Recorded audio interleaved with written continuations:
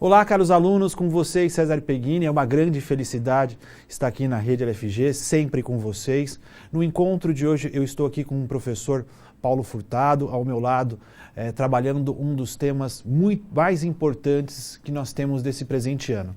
Nós vamos trabalhar em conjunto, numa parceria muito interessante, o professor Paulo, que é juiz aqui em São Paulo, das varas de falência e recuperação judicial, e também professor de Direito Empresarial da Rede LFG, nós vamos trabalhar a MP 881 de 30/4 de 2019, não é? Aquela que trabalha a liberdade, a questão específica da liberdade dentro das relações civis.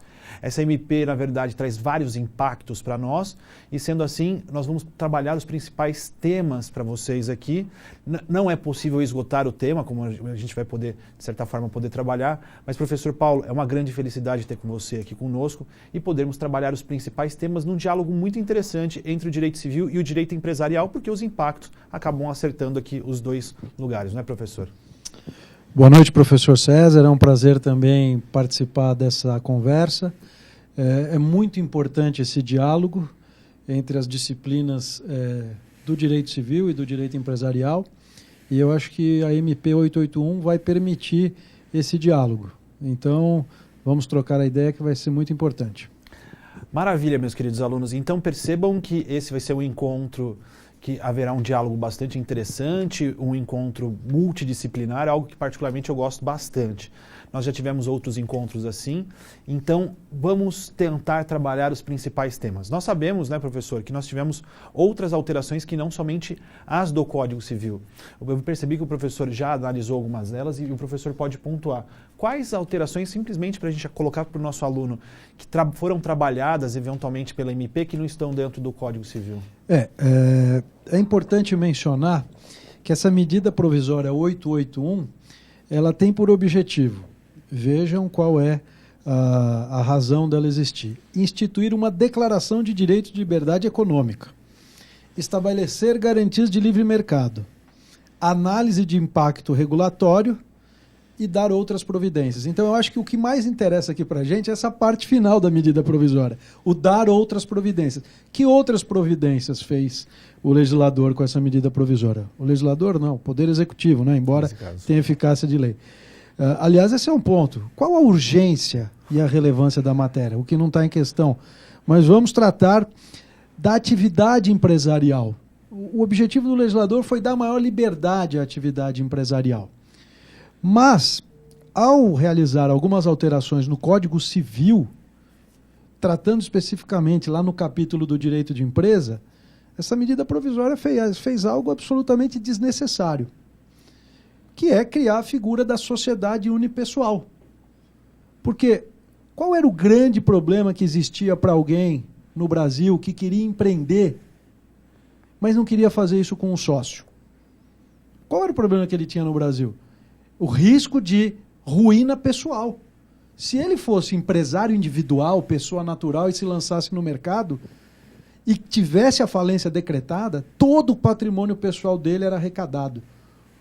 Os imóveis, a casa da praia, a lancha, o patrimônio que ele conquistou durante vários anos, menos o imóvel empenhorável onde ele residia.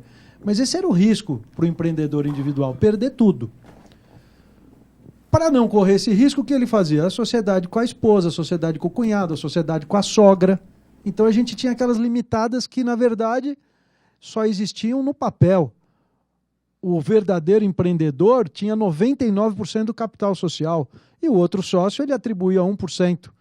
Mas quem efetivamente comandava o negócio era esse sócio. Até que surgiu a figura da EIRELI, que é a empresa individual de responsabilidade limitada.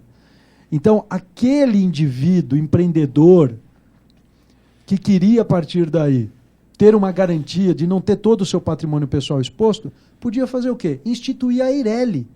E a EIRELI é muito simples, é uma pessoa natural que institui uma pessoa jurídica que vai se dedicar à atividade empresarial. Essa pessoa jurídica responde com o patrimônio dela. E nós sabemos que, no mínimo, tem que ser transferido o montante de 100 salários mínimos para a EIRELI. Então, o direito brasileiro ganhou muito com a criação da EIRELI. A pessoa jurídica dedicada à atividade empresarial instituída por um único indivíduo. Agora eu pergunto, por que o legislador agora resolve, depois do sucesso da Eireli, criar a figura da sociedade limitada unipessoal, introduzindo um parágrafo no artigo 1052, um parágrafo único, não é? A limitada com sócio único. Isso daqui significa matar a Eireli. Não faz o menor sentido. Então, é um artigo absolutamente desnecessário. Deve ser emendado essa medida provisória e retirado, pelo menos para que se preserve hoje a figura da Eireli, que já foi testada, tem dado certo. Quanto mais você mexe na atividade econômica, cria insegurança, é pior. Então, se quer dar maior certeza, maior segurança para os empresários, mexa menos nas leis, né? Esse é o recado inicial para o legislador. Maravilha, professor. Eu acabo simplesmente palpitando no direito empresarial. Eu sempre brinco que dentro do Código Civil, de certa forma, eu tento sempre tomar um cuidado especial nas atividades empresárias, mas, de certa forma, existe um hiato dentro do Código Civil. Eu respeito a atividade empresarial da forma que ela é. Sendo assim, não sou um professor de direito empresarial, mas professor de direito civil, mas algumas coisas acabam espraiando para a nossa parte, não é? E uma delas é que, eventualmente, poderíamos ter problemas relacionados do enfraquecimento da Eireli por conta até daquele capital social inicialmente integralizado, que daria, de certa forma, uma segurança, né, dentro daquela construção inicial que agora não existe mais.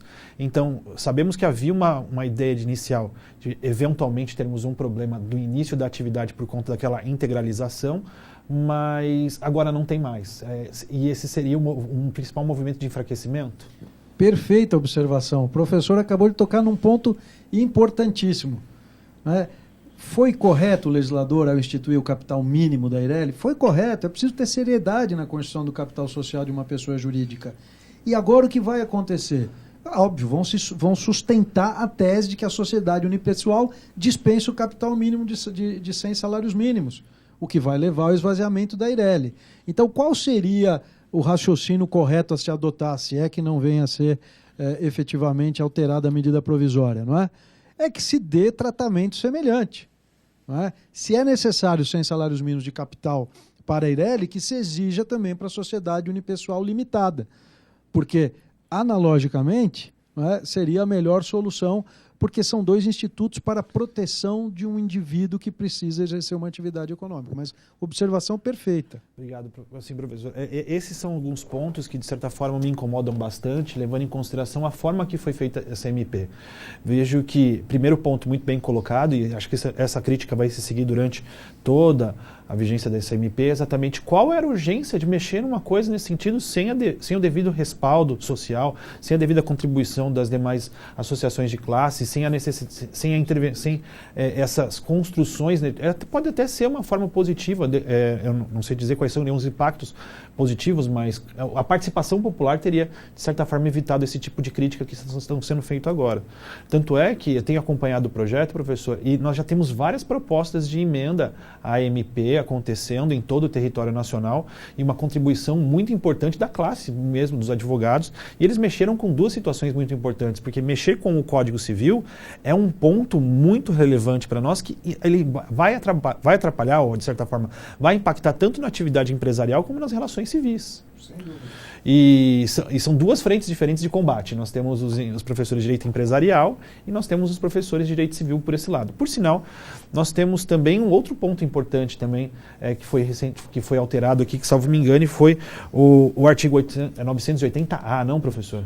Essa também foi uma alteração que foi feita. Aliás, essa observação sua foi muito boa. Há um projeto de Código Comercial em andamento no nosso Congresso Nacional. Muitas dessas alterações que foram introduzidas pela medida provisória, elas caberiam de forma muito mais adequada no projeto do Código Comercial, né, evitando-se uma alteração feita de forma sistemática no Código Civil. A alteração introduzida no artigo 980A, parágrafo 7º, ela, na verdade, procura estabelecer algo que já está pacificado. Isso daqui é algo absolutamente tranquilo. Quando você institui uma pessoa jurídica como a Eireli, ela passa a ser uma pessoa jurídica distinta do instituidor. E como pessoa jurídica com patrimônio autônomo, ela responde com o patrimônio dela pelas dívidas contraídas por ela. O instituidor, em regra, não pode responder com os bens pessoais pelas dívidas da Eireli. E o legislador, no parágrafo 7º, com uma redação terrível, sofrível. Olha o que ele diz. Somente o patrimônio social da empresa responderá pelas dívidas da empresa individual de responsabilidade limitada. Seria muito mais simples dizer somente o patrimônio da empresa individual de responsabilidade limitada responderá por dívidas dela. Não é? Mas ele continua que não se confunde em qualquer situação o patrimônio da Eireli com o patrimônio do titular. Isso decorre do registro da Eireli na junta comercial ou no registro civil de pessoa jurídica. Agora, o pior é o final do parágrafo 7º, que diz o seguinte, que poderá haver responsabilidade do instituidor com seu patrimônio pessoal pelas dívidas da Eireli nos casos de fraude. Está errado. Por quê? Deveria dizer, somente responderá nos casos previstos no artigo 50. Porque quando você responsabiliza um instituidor por dívidas da sociedade, é exatamente nas hipóteses de desconsideração da personalidade jurídica. E a fraude, na verdade, não é um requisito único da desconsideração. Há confusão patrimonial. Portanto, este final do parágrafo 7º, essa parte final, ressalvados os casos de fraude, continua com o desastre que é esse parágrafo 7º. Né?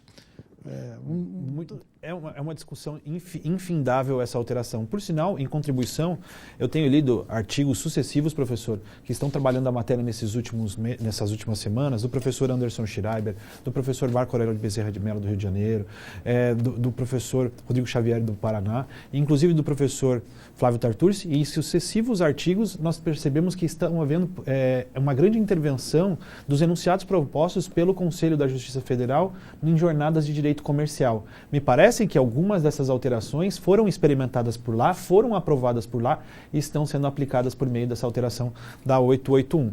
Vejam, a gente sabe da contribuição das jornadas de direito empresarial, que começou dentro das jornadas de direito civil alguns anos atrás, mas é muito complicado você tentar simplesmente implementar essas alterações que são debatidas, de super importância, mas de certa forma sem a devida contribuição, não só da doutrina, mas também dos outros campos do direito e dos demais campos da sociedade.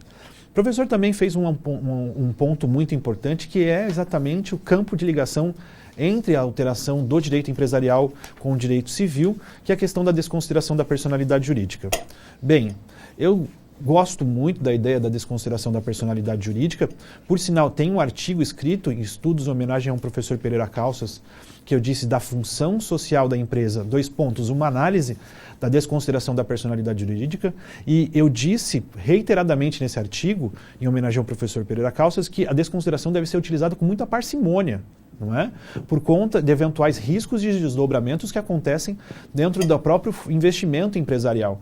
Então, eu sempre fui um grande cético na respectiva aplicação, mas eu acredito que é louvável a ideia da alteração, até de certa forma.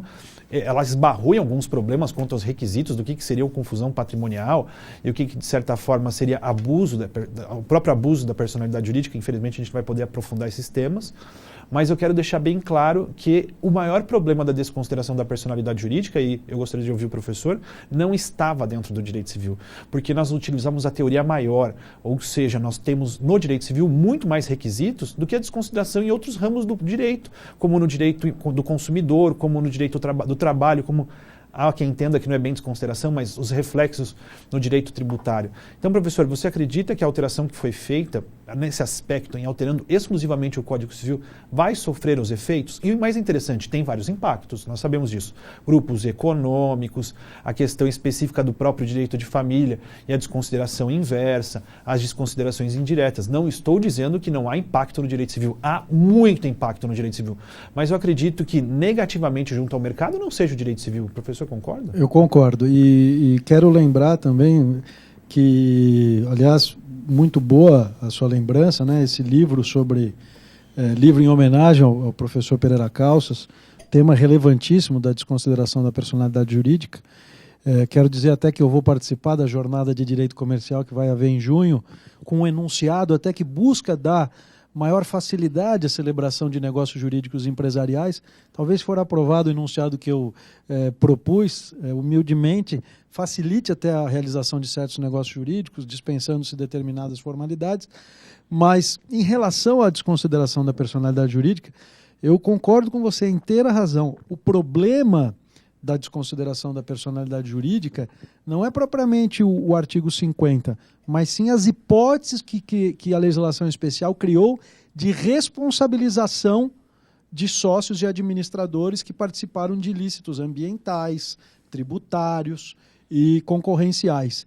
Porque nessas leis especiais, a tutela é direcionada a esses interesses que o legislador entendeu mais relevantes do que o interesse empresarial. Então ele ponderou e disse, bom, precisamos tratar do meio ambiente e, portanto, vamos responsabilizar o sócio e o administrador por um dano ambiental. Agora, o artigo 50, de fato, ele é um artigo evoluído em relação a esses dispositivos. Por quê? Porque ele fala exatamente de uma teoria maior da desconsideração de personalidade jurídica baseada em 2 requisitos que são confusão patrimonial e desvio de finalidade. Na verdade, alternativamente, você pode desconsiderar tanto sob o aspecto da existência de uma confusão patrimonial ou do desvio de finalidade.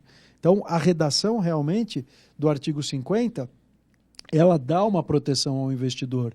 O investidor sabe que se ele respeitar os limites da autonomia patrimonial da pessoa jurídica, ele não será responsabilizado pelas dívidas dela.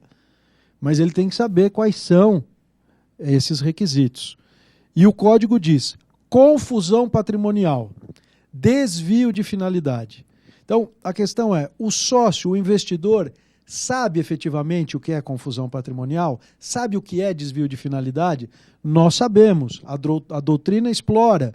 Há livros específicos sobre isso. Tem um livro fantástico, A Confusão Patrimonial no Direito Societário, de um advogado gaúcho, João Pedro Scalzilli. Há um outro livro de desconsideração de um promotor aqui de São Paulo, do Otávio Joaquim Rodrigues, também fantástico sobre desconsideração da personalidade jurídica. Mas eu acho importante que sejam elencados na lei critérios objetivos para se identificar confusão patrimonial. Então, acho que a alteração, quando ela diz quais são os critérios objetivos da confusão patrimonial, nesse ponto a MP parece que acertou. Quando ela diz também o que é desvio de finalidade, ela também acertou. Embora nós possamos discutir, por exemplo, a questão do dolo. Esse é o ponto mais complexo. Não é? Mas eu acho que dar critérios objetivos para o aplicador da lei nesse aspecto, eu acho relevante. Porque como juiz de falência, vendo vários casos em que o empreendedor desconhece qual é o limite que ele tem entre utilizar bens pessoais, bens da pessoa jurídica, definir muito bem o que é confusão patrimonial auxilia a atividade empresarial. Mesmo porque fundamenta a própria decisão, né, professor? Isso é excelente, principalmente dentro do novo Código de Processo Civil. A única coisa que me preocupa dentro dessa construção, que muito bem é colocada, é a questão específica de algumas cláusulas gerais ainda estabelecidas nesses critérios objetivos, e que, de certa forma, deixaria ao intérprete, muitas das vezes, estender o critério estabelecido com uma outra cláusula geral. Mas, ainda assim, foi uma tentativa positiva. A questão do dolo, que de certa forma me preocupa um pouco, porque como realizar prova deste dolo, não é? Nós temos aí uma intenção bem clara nesse sentido, e a gente sabe que dentro do próprio direito civil, nós não temos a distinção entre dolo e culpa, nós temos culpa lato sensu, que trabalhamos com a culpa leve, a culpa grave, a culpa levíssima, para efeitos de responsabilidade civil. A distinção entre dolo e culpa ela está mais voltada para o direito penal. Então, parece que poderíamos ter um problema técnico de direito civil quando utilizamos um conceito de direito penal. Mas, ainda assim, dentro desses requisitos estabelecidos, me parecem que até, de certa forma, há um movimento de positivação e de aplicação um pouco mais criteriosa quanto na análise desses elementos. Esse é um ponto bastante interessante que nós colocamos aqui. Mas não é somente isso. Se fossem então somente essas alterações, nós estaríamos resolvidos aqui, poderíamos ir para a nossa casa felizes e contentes, mas infelizmente outras alterações estruturais do Código Civil aconteceram. Bem, Esse ponto que eu quero mostrar para vocês de alteração estrutural é muito importante porque ele mexe, na verdade, no espírito do Código Civil de 2002. Professor, o Código Civil, como nós bem sabemos, ele foi, de certa forma, projetado pelo professor Miguel Reale, que criou uma comissão de notáveis à época, cada um deles com as suas especialidades. Nós temos pessoas maravilhosas que participaram desse processo, não só da origem do trabalho, mas também o próprio FIUSA, no final da execução do Código Civil, participou efetivamente, vários colegas que trabalham conosco participaram desse movimento, mas nós sabíamos que havia um espírito por trás do Código Civil de 2002, que era exatamente se deslocar daquele movimento do Código Civil de 1916, que era individualista e patrimonialista. Não é? Eu gostaria de deixar bem claro que não é uma questão de intervenção, mas só de uma nova visão social do direito civil. E nós tínhamos 3 grandes pedestais: a operabilidade, a eticidade e a socialidade, que é a própria função social do direito. Eu gosto de colocar isso para vocês, meus queridos alunos, porque a questão da própria função social, ela é uma norma de ordem pública prevista no artigo 2035. É claro que nós estamos diante, meus queridos, de uma aplicação restritiva, de uma aplicação, vamos dizer assim, muito pontual. Porque o que se prevalece, é o que eu gosto de dizer dentro de sala de aula, professor, é que eu sou, na verdade, um grande liberal em determinados momentos, mas sou intervencionista quando necessário. Porque eu vejo que dentro das relações civis existem desequilíbrios claros. Dentro de uma relação civil, dentro de uma relação de consumo, dentro de uma relação trabalhista, muitas das vezes há uma certa presunção de equiparidade de armas, mas que nós não enxergamos na prática assim. E essas alterações, de certa forma, vêm num movimento exatamente para tentar resgatar aquela ideia antiga do Código Civil de 1916, que nós teríamos, de certa forma, um liberalismo econômico e a não intervenção do Estado em nenhuma relação. Nós temos, por exemplo, um princípio que eu nunca havia visto no artigo 421, que é o princípio da intervenção mínima no direito civil. Essa, de certa forma, seria uma alteração estruturante que não poderia acontecer da forma que foi feita, porque ela simplesmente, de certa forma, desloca um único artigo do espírito geral do Código Civil, como o artigo 113, como o artigo 187, como o artigo 422 e 423. Eu sou a favor da reforma, professor, na parte da boa-fé. Me parece que a boa-fé foi exaltada por várias vezes na MP, como construção, como uma ideia de negócio jurídico realizado de forma clara entre as partes. Mas, de certa forma, houve uma desvalorização quanto à questão da função social. Bem, professor, o que particularmente eu vejo de tudo isso? Para mim, a questão específica da intervenção do Estado no contrato já era, na verdade, secundária. O Estado não intervia nas relações particulares, a não ser quando se faz necessário. Vejam que ninguém simplesmente vai frente ao juiz e diz o seguinte: eu estou aqui porque eu quero fazer uma recuperação. Ela está lá porque ela precisa do auxílio do Estado para poder auxiliá-lo naquela respectiva fase. Então o Estado acaba intervindo para poder reequilibrar, para poder manter a relação jurídica, porque é muito melhor o adimplemento do que o inadimplemento da relação obrigacional. E a forma que foi posta a reforma, no artigo 421, ela de certa forma desloca completamente o artigo do espírito do Código Civil. Esse é um ponto que é bastante interessante. E veja, eu gosto do tema. Eu escrevi sobre função social durante 2 vezes na minha vida. Na pós-graduação, função social da propriedade, não é essa do contrato, mas trabalhei com a função social. E a minha dissertação de mestrado foi sobre função social do direito de superfície. Então, é um conceito que é difícil de construção, professor? Com certeza. Eu demorei páginas para entender o que era a função social. E talvez por conta da ideia de que tudo que envolva social no atual momento é algo de um movimento esquerdista, é algo de um movimento de comunista, nós temos problemas bastante interessantes nessa aplicação. Mas eu acredito que isso precisa ser pensado com um pouco mais de calma, porque qualquer tipo de extremismo, principalmente na aplicação da lei, é algo muito vamos dizer assim, muito difícil. Muito temeroso nesse momento. Eu concordo com esse momento que nós vivemos, em que se diz que o que é estatal, o que é social, é sempre ruim, tem uma conotação pejorativa. Então, é preciso ter cuidado com essas inflexões. Quanto a esse artigo especificamente, o 421, no seu parágrafo único, ele diz algo que a doutrina sempre disse e já está positivado. Nenhum juiz revê o contrato porque quer. Nenhum juiz revê contrato de forma rotineira. O juiz atua na revisão dos termos contratuais quando demonstrados os requisitos legais em caráter excepcional. Por exemplo, o próprio Código Civil diz: quando há necessidade de revisão do contrato. Não é?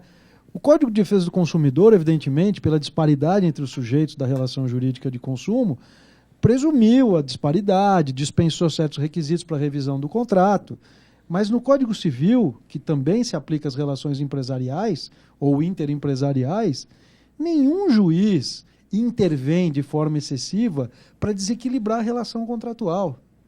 Então, determinar que uma revisão contratual será feita de forma externa e será feita de maneira excepcional é chover no molhado, é dizer algo que já está contido no Código Civil. Mas, de fato, dizer que há uma intervenção mínima, que o juiz não pode atuar, quando, na verdade, pela complexidade da nossa sociedade, pela incerteza de várias relações econômicas, pela influência dessas incertezas nas relações jurídicas, alguém tem que fazer esse papel, e esse papel foi atribuído ao juiz dentro de certas situações, ele que tem que atuar na alteração dos termos contratuais. Tanto é que eu fiz uma brincadeira recentemente dentro da sala dos professores aqui do curso, e havia um professor defendendo a intervenção da legislação nesse sentido. Eu perguntei para ele: professor, você na sua prática da advocacia, quantos contratos você conseguiu rever judicialmente dentro do âmbito civil?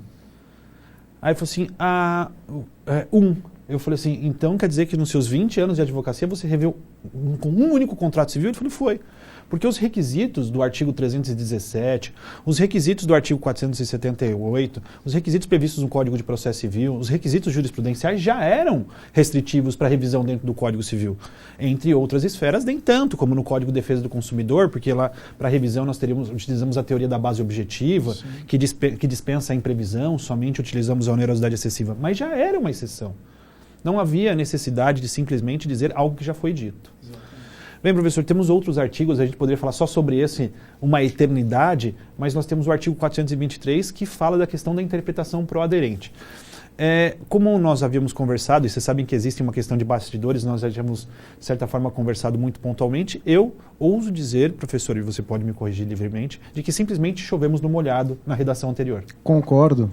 O que é dizer, quando houver no contrato de adesão cláusulas ambíguas e contraditórias, adotar-se-á a interpretação mais favorável ao aderente. Essa é a redação. Para mudar a redação da MP, que é: quando houver no contrato de adesão cláusulas que gerem dúvida quanto à sua interpretação. Ora, uma cláusula ambígua ou contraditória, por definição, é uma cláusula que criou dúvida no intérprete. Não é? Então, não há nenhuma necessidade. E o parágrafo único, então, nos contratos não atingidos pelo disposto no caput. Que contratos? Os que não sejam de adesão? Muito bem. Exceto se houver disposição específica em lei, nos contratos que não forem de adesão, a dúvida na interpretação beneficia a parte que não redigiu a cláusula controvertida, o que é também uma regra de interpretação adotada, não é? Tanto nos contratos comerciais quanto nos contratos civis. Não é? Aquele que redigiu, que não escreveu adequadamente, de forma clara, transparente, objetiva e específica, a interpretação será feita, em caso de dúvida, contra ele, beneficiando a outra parte. Não é? Então, realmente choveu no molhado o nosso legislador incauto, não é? Nesse artigo 423. Professor, temos mais outras duas alterações bastante importantes em relação contratual, que foram a inclusão de duas letras, na verdade, no 480A e 480B, uma questão relacionada à questão exclusivamente da revisão, ou na verdade, da revisão judicial dos contratos empresariais. Essas duas alterações, segundo o meu humilde ver, elas de certa forma são as mais agressivas dentro do ambiente empresarial. Eu digo, talvez eu esteja dando uma abraçada mais forte, porque eu adentro uma matéria que não é minha, mas eu ouso dizer que as alterações, pelas formas que elas foram colocadas, ela favorece muito mais os líderes econômicos do que, de certa forma, os pequenos empresários. Ela diz que as cláusulas, dentre muitas outras coisas, mas basicamente ela diz que o que estiver pactuado no contrato empresarial será aplicado e interpretado dessa forma. Me parece que dentro das relações empresariais existe, em tese, uma equiparidade de armas e uma relação possível de relação contratual. Mas eu posso dar vários exemplos ao professor, que eu sempre digo dentro de sala de aula, que apesar de ser contratos empresariais, não existe equiparidade de armas entre eles. Eu digo isso de uma forma bem simples. Por exemplo, as relações entre locadores e locatários. A gente sabe que na maioria das vezes, até mesmo o contrato de locação vem de uma forma ou uma característica de adesão em determinadas situações. Os contratos de locação de boxe, os contratos específicos de shopping center, os contratos de franquia. Vejam, os franqueados brasileiros não são os franqueados norte-americanos, aqueles que têm uma certa noção de franquia, etc. e tal. Nós temos aí nessa construção pequenas pessoas que receberam um salário, que receberam uma indenização e pretendem acabar investindo. O que o professor, na sua atuação judicante, que é muito importante essa experiência para nós, acredita dessas duas disposições? Eu vou colocar o meu posicionamento. Elas não deveriam estar não escritas. Eu seria a favor, nesse primeiro momento, da forma que elas foram postas, da revogação, da não sua continuidade após a definição da MP. Mas também sei que existe um outro lado empresarial fortíssimo da ideia da autonomia privada e que, de certa forma, existe sim, deve ser prestigiada a relação da autonomia privada, mas eu gostaria de ouvir o professor. Esses dois dispositivos que foram introduzidos, o 480A e B, eles, na verdade, têm uma redação muito semelhante com normas previstas no projeto de Código Comercial que está no Congresso Nacional.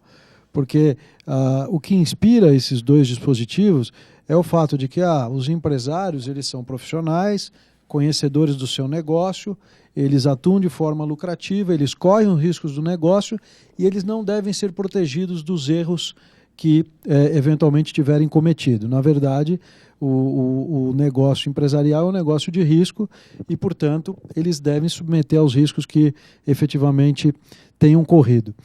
Porém, como bem disse o professor César, nós temos situações em que há empresários em situação de desigualdade, né? Nós temos, às vezes, negócios jurídicos entre grandes empresários e pequenos empresários.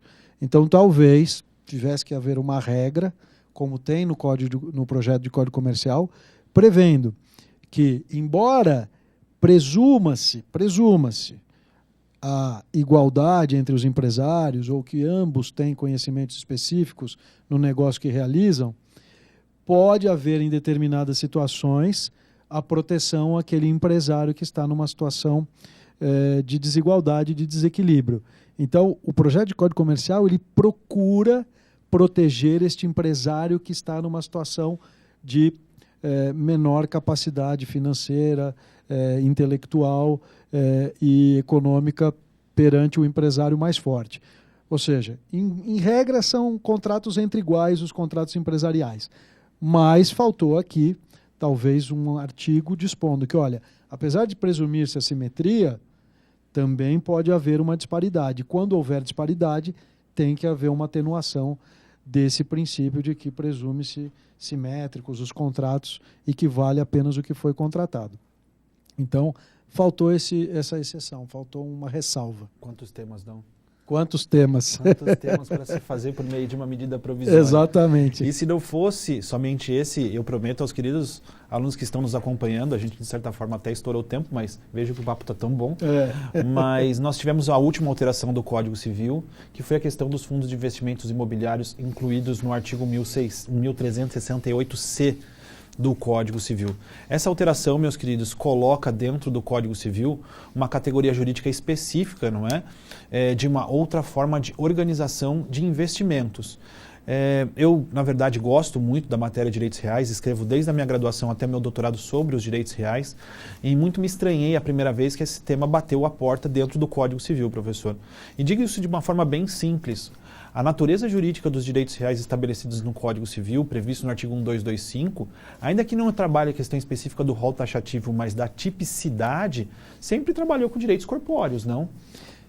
E outra, o Código Civil não deve tratar de uma matéria tão específica como é o do investimento feito por meio de cotas adquiridas pelo investidor, cotas que são de um fundo que é administrado por pessoas jurídicas especializadas, que devem ser autorizadas pela CVM, Comissão de Valores Mobiliários, para que esses fundos possam ter suas cotas distribuídas no mercado.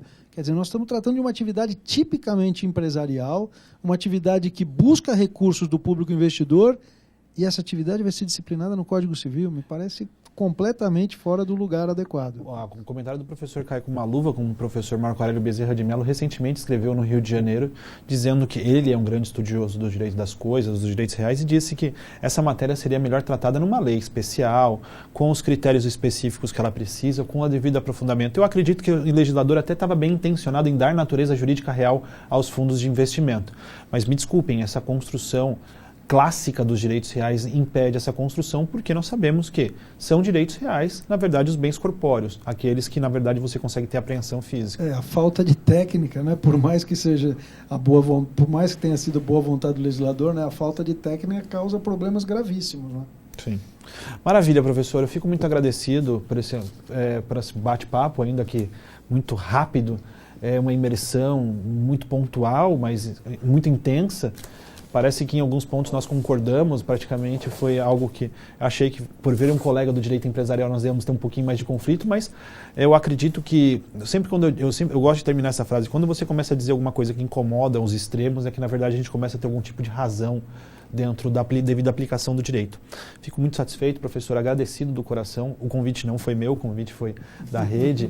Nós temos aqui vários cursos importantes ao qual o professor Paulo está presente e pontualmente eu também. Digo que vocês acompanhem os nossos informativos nas redes sociais, entrem no site, verifiquem quais são os cursos que nós temos, porque com certeza todos eles estão enfrentando essas alterações que não são poucas. Hoje mesmo eu tomei notícia de que tem um decreto regularizando agora, ou trabalhando a questão do porte de arma, ampliando as pessoas que podem ter porte de arma. Eu tenho certeza que nós vamos trabalhar numa enquete dessa com os professores de direito penal. Obrigado, professor. Eu que agradeço o convite, foi um prazer. Espero estar aqui novamente, até para que a gente possa conversar sobre a lei em que se converter essa medida provisória, quiçá uma lei melhor redigida, não é? Então, agradeço e fico à disposição e um forte abraço a todos. Ok, meus queridos. Muito obrigado mais uma vez, fico agradecido pelo convite. Forte abraço, nos encontramos com certeza dentro da sala de aula. Até!